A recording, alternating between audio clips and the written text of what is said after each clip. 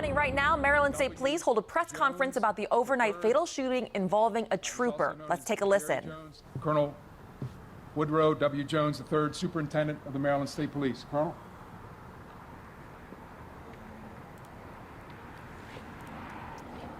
I'm Colonel Jerry Jones, Superintendent of the Maryland State Police. With me today are Lieutenant Colonel Roland Butler, Chief of our Field Operations Bureau, and Lieutenant Gary Carpenter, Commander of our Waterloo Barrack. I'm here to provide preliminary information known at this time regarding a fatal shooting by a Maryland State trooper early this morning on I-95.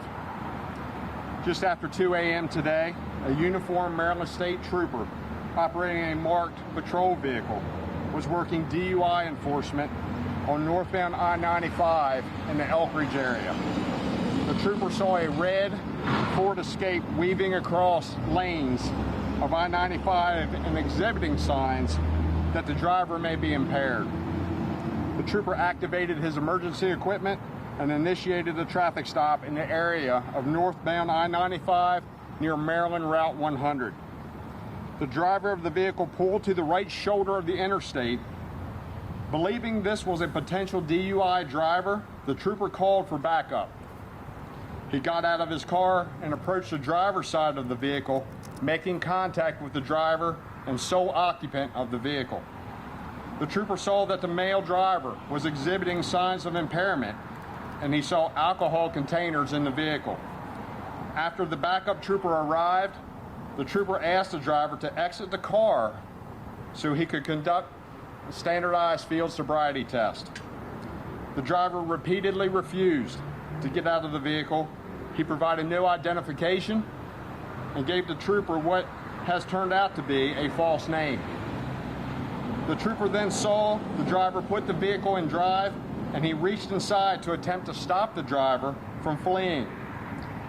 With the trooper leaning inside the vehicle, the driver accelerated away and drove down the interstate, dragging the trooper alongside of his vehicle.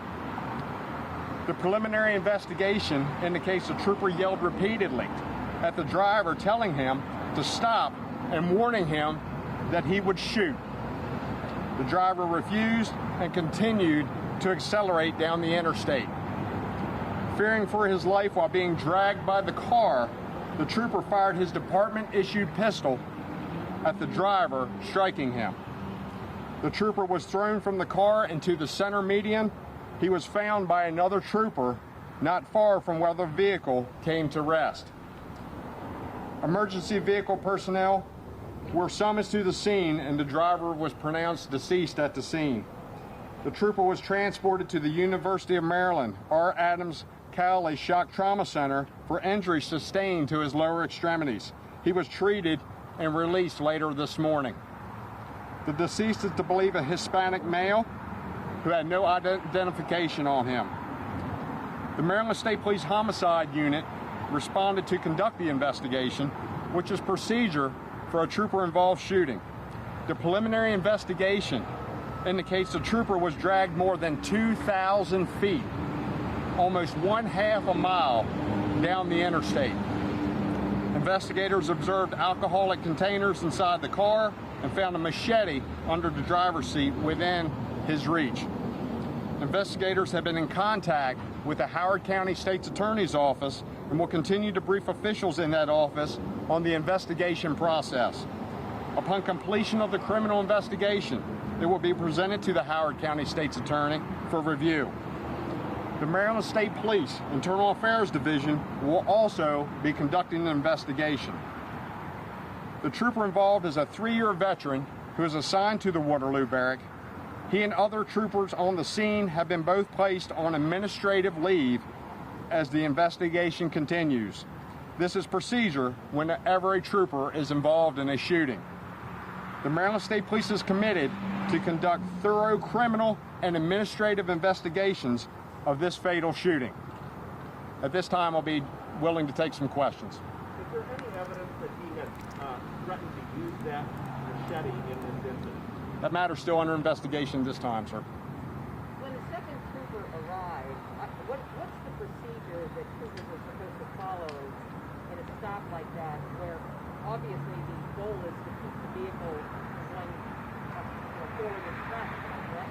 Yes, ma'am. And to give the trooper backup, so when he's able to get the driver out to determine the level of impairedness, that you have someone there to protect people from potentially walking out into a travel portion of a roadway, or as you mentioned, getting into a car, driving out and further endangering traffic on the highway. Position his vehicle in a way that would help prevent the driver from taking off. The vehicles, likely the way they're trained, are parked behind the operator's vehicle. Is it part of the state police training for during the traffic stop? That depends on the totality of the circumstances. If the trooper suspected that there was impairment involved here, we certainly don't want that driver back out on the interstate and causing another crash or injury or death of another person. Are they trained specifically to try to mitigate? It's one of those fluid motions. There's no policy that dictates that. It's at the autonomy of the trooper's discretion based on the circumstances that they have at the scene at the time. I'm sorry? No, we do not, but we do have in-car digital video footage of this incident that'll be reviewed as part of the investigation at this time, and will at a later time be reviewed based on decisions of the state's attorney locally. I'm sorry.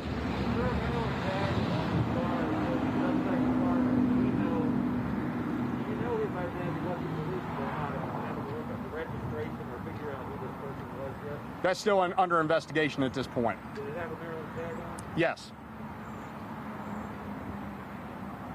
Who's the vehicle belong to? I don't have that information with me, ma'am. Is it the driver?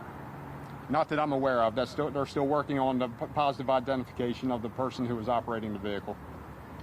Why aren't troopers wearing body-worn cameras? Yeah. We have, for some time, had an in-car digital video system. As you see on our interstates here, that's where we spend a lot of our time.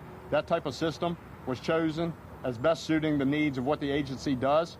That's been in progress for 5 years now, replacing a lot of the antiquated equipment from the 90s and getting it up to speed. So that's the decision that was made at the time that best suited the needs of what we do out here on our roadways. Is there a camera like that that's captured this incident? That's in process of being reviewed by our investigators at this time, sir. Was it captured? The way I understand it, it was captured, but we don't have any details yet because that's still under investigation. I'm sorry, ma'am.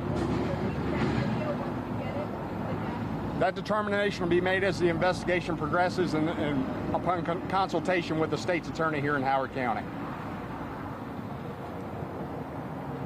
Thank you all. We will have the identification of this individual and his family. To recap what we learned from Maryland State Police, a state trooper fatally shot a driver during a DUI traffic stop overnight after being dragged down I-95. We now know the trooper was treated and has been released from the hospital. He is on administrative leave pending the outcome of the investigation. The driver still has not been identified. We will have team coverage, of course, coming up on WJZ News at noon, and you can always find more online at WJZ.com.